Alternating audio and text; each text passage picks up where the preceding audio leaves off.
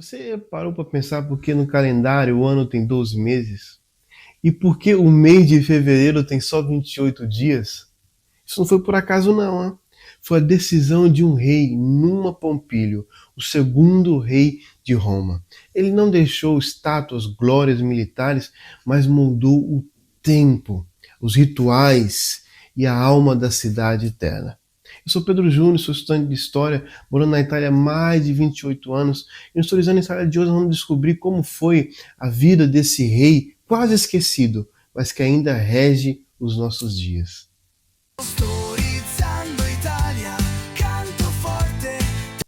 Numa Pompílio nasceu no dia 21 de abril de 753. Coincidência ou destino, não sei. É exatamente o mesmo dia da fundação da cidade de Roma. Os antigos viam isso como um tipo de profecia, porque enquanto o primeiro rei traçava as linhas onde seriam erguidos os muros da cidade, ele não poderia nem mesmo imaginar que nas colinas sabinas da cidade de Curi nasceria uma criança naquele exato momento, que se tornaria o segundo rei de Roma e que traria justiça e paz para a cidade que ele acabara de fundar. Filho de uma família nobre tradicional, Numa cresceu cercado por uma educação rigorosa, baseada em princípios de justiça. Se dedicou, acima de tudo, aos estudos dos mistérios, da espiritualidade.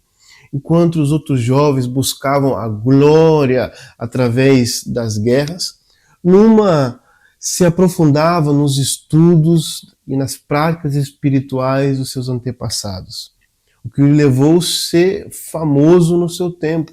Mesmo jovem, a sua fama correu para além das colinas sabinas. Você já ouviu falar de Gandalf, o mago do Senhor dos Anéis? Ou de Merlin, o conselheiro enigmático do rei Arthur? Ou até mesmo do rei Salomão, da tradição bíblica, um homem conhecido pela sua sabedoria e pela sua conexão com o divino? Pois é, Numa Pompílio encarnava perfeitamente o arquétipo do sábio, do místico. Enquanto Rômulo edificou muros, Numa edificaria o espírito da cidade romana. Com a morte do primeiro rei, a cidade de Roma entrou em um sistema oligárquico. Ou seja, o Senado assumiu o poder e os senadores se alternavam entre eles. Ou seja, olha bem como funcionava. A cada 5 dias, um senador exercia a autoridade suprema. No final daqueles 5 dias, um outro senador exercia a autoridade na cidade. Depois de 5 dias, um outro senador exercia a autoridade suprema e governava a cidade. Ou seja, eles se revezavam entre si como um que joga batata quente na mão do outro. E no final, isso levou a cidade a um verdadeiro caos, uma divisão total. Imagina um avião e o piloto morre durante o decolo. O piloto morre e todas as pessoas procuram comandar, pilotar o avião, mas ninguém é capaz de fazer. Cada vez que uma pessoa se aproxima da poltrona do piloto, toma decisões erradas e o avião fica cada vez mais prestes a cair. Assim era Roma. Roma estava prestes para despencar. Foi nesse contexto de uma Roma prestes a cair que o nome de Numa Pompílio foi falado no Senado, indicado como o futuro rei de Roma. Muitos senadores torceram o nariz quando o nome de Numa foi indicado para ser rei, porque diziam: mas ele não é um político, ele não é um administrador, ele é um filósofo, um estudioso, um místico, e além do mais um sabino.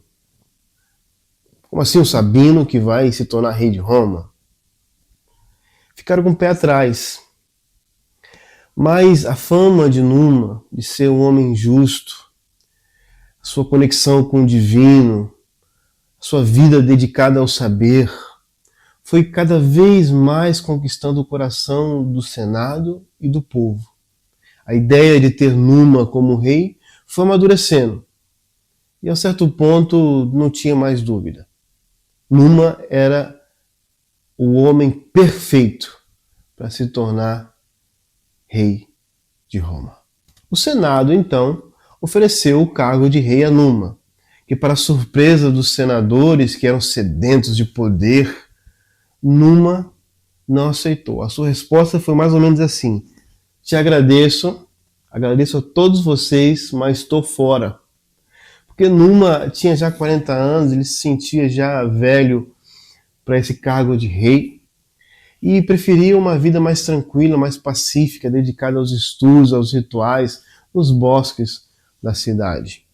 O Senado insistiu: não, precisamos de um rei sábio, precisamos de um rei não só para administrar, precisamos de um rei que nos ensina a viver. O Senado insistiu e Numa não queria. A cidade de Roma era uma cidade jovem, uma cidade impulsiva, de pessoas bélicas, e Numa preferia uma vida mais tranquila.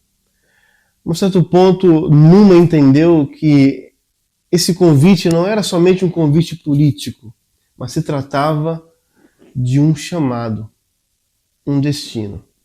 Então, consciente do seu chamado, com a clareza de que esse seria realmente o seu destino, Numa finalmente aceita o cargo de rei. O Senado, então, o recebe com uma cerimônia solene que marcaria não só o início de um novo governo, mas de uma nova era de renovo e paz. O primeiro ato de Numa, depois de ser coroado rei, foi um ato simbólico, mas muito importante. Ele ordenou o fechamento da porta do templo de Jano, que para os antigos romanos significava o fim da guerra e o início da paz. Toda vez que a porta do templo de Jano era fechada, se terminava a guerra. Numa, com esse gesto simbólico, já anunciou simbolicamente como seria o seu reino, dedicado à paz. De fato, Numa não via nos outros reis, as cidades, como pessoas ruins, como rivais, mas viam eles como aliados em um escopo maior. Sentava com os outros reis da cidade na mesa do pacto, não para declarar guerra, mas para falar de prosperidade compartilhada. Para Numa, a glória de um reino não era na conquista bélica, mas na capacidade de unir, de criar, elaborar e compartilhar. Muitos pensavam que Numa seria esse rei que faria guerras, que faria Roma conquistar outras cidades, fazer expansão de território, mas Numa acalmou o ânimo dessas pessoas, se dedicando a fazer várias reformas religiosas, construção de templos, início de vários rituais, encorajando as pessoas a se dedicar mais à vida religiosa. Numa abriu e começou, inventou novas ordens religiosas e aperfeiçoou aquelas que já existiam, como o culto à deusa Vesta, por exemplo. Ordenou que fosse feito um templo à Vesta, onde no interno teria um fogo que nunca deveria apagar. As sacerdotisas da deusa Vesta eram responsáveis para que esse fogo nunca se apagasse, que simbolizava a glória de Roma, a prosperidade de Roma. E para acalmar os ânimos dos críticos, Numa dizia que tudo aquilo que ele fazia para o bem da cidade, mas não fazia por si próprio. Ele era guiado por uma deusa, uma ninfa das águas chamada Egéria. Cada gesto de Numa tinha um significado. Ele não buscava o poder para si, mas desejava moldar uma sociedade regida por leis divinas. Aos pastores de Roma, ensinou que a lã, o leite, a carne não eram simples bens, mas dádivas confiadas pelos deuses aos homens. Incentivou o cuidado com os rebanhos, como se fosse parte do templo da vida. Ao mesmo tempo, voltou o olhar ao rio Tibre. Ensinou aos romanos a pescarem com respeito às águas sagradas, garantindo alimento abundante às famílias. Cada pastor, cada trabalhador, cada pescador se sentia parte de algo maior. Assim, Roma encontrou a sua harmonia, a sua riqueza, sua prosperidade sem armas e sem guerras, através do governo de Numa Pompílio. Uma das coisas mais importantes que Numa Pompílio fez foi a reforma do calendário. O calendário romano era composto de 10 meses e começava no mês de março. Se você fizer as contas, é extremamente lógico. Março, abril, maio, junho, julho, agosto, setembro vem de 7, setembro, outubro vem de 8, novembro vem de 9 e dezembro de 10. O que Numa Pompílio fez? Acrescentou outros 2 meses, janeiro e fevereiro. Então, se você faz aniversário no mês de janeiro e fevereiro, você tem que agradecer a Numa Pompílio, porque foi ele que criou esses 2 meses. Janeiro dedicado a Jano e fevereiro dedicado a Febros. Jano era uma divindade romana itálica representada por 2 faces, capaz de ver o passado e o futuro. Não parece muito com aquele vilão do Batman? 2 caras? Febros, ou seja, fevereiro, né? Febros, era o deus da morte e da purificação. Por isso, da palavra Febros vai nascer a palavra também febre. E a palavra fevereiro. Por quê? Porque era um mês de purificação do sentimento e da sensação de morte.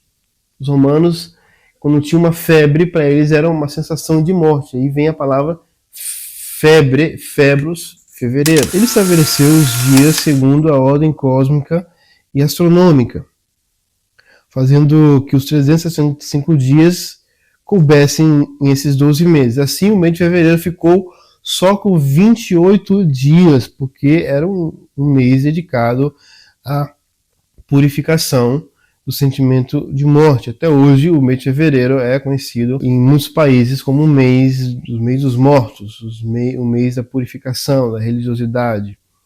Numa Pompílio morreu de velho. Chegou até os 81 anos, que é um grande recorde do mundo antigo, porque naquele tempo chegar a 50 era já muito. Numa chegou aos 81, teve uma vida longeva. E até hoje, a sua importância, a sua vida ressona nos nossos dias. Se você cita uma data no calendário, ou se você fala de paz, Numa Pompílio foi um dos primeiros reis a acreditar que era possível se viver em paz. Então eu quero te convidar a se inscrever no canal, para que você possa também viver uma vida longeva, uma vida longa, como Numa Pompílio.